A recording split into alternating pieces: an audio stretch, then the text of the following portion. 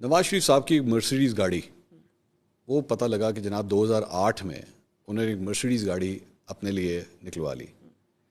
کیا ضرورت تھی جبکہ گاڑی الاؤڈ نہیں ہے؟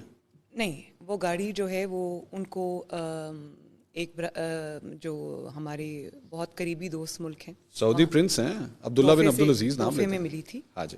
کب ملی تھی؟ میں مجھے ایگزیکٹلی ایئر یاد نہیں، 90s کے اندر. ہاں.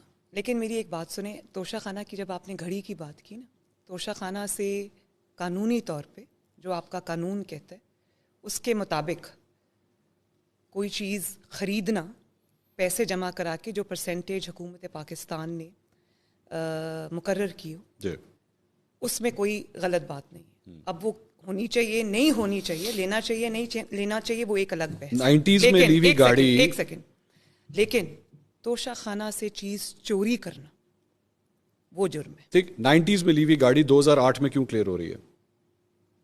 90s میں لی گئی گاڑی 2008 میں کیوں کلیئر ہو رہی ہے؟ کیونکہ وہ جو میری علم میں جہاں تک فیکٹ ہے وہ یہ ہے کہ جب یوسف رضا گیلانی صاحب کے، میرے خیال ہے ان کی حکومت تھی تب، جی ایسے ہی ہے، تو انہوں نے کہا یہ تحفہ آپ کو ملا ہوا ہے اور یہ آپ کی ہے، یہ کھڑی ہوئی ہے اور آپ اس کے جو بھی جو ڈیوز ہیں، جو پرسنٹیج ہے وہ پے کریں. گاڑی الاؤڈ نہیں تھی اس وقت، گاڑی الاؤڈ نہیں تھی. یہ کس نے بتایا آپ کو؟ گاڑی الاؤڈ نہیں تھی، رولز یہ کہتے ہیں کہ گاڑی الاؤڈ نہیں تھی. نہیں، لیکن آپ ایک سیکنڈ ذرا اس کو کاٹیں. نہیں، مجھے بتائیں اس کا فیکٹ کیا ہے.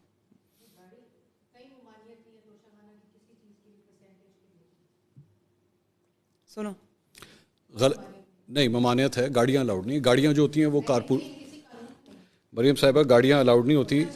رولز کو 2008 میں ریلیکس کیا گیا.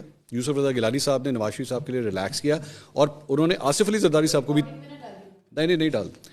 انہوں نے آصف علی زرداری صاحب کو بھی 3 گاڑیاں دی، جس میں ایک لیکسس شامل ہے، BMW 7 سیریز میں آپ شامل کو ہے. ایک آنیسٹ بات بتاؤں، مجھے آنیسٹلی اس کا نہیں پتا، میں فیکٹس اینڈ فگرز چیک ضرور کروں. آپ چیک کر لیجیے گا، چیک کر یہ پلیز کائنڈلی. Don't worry.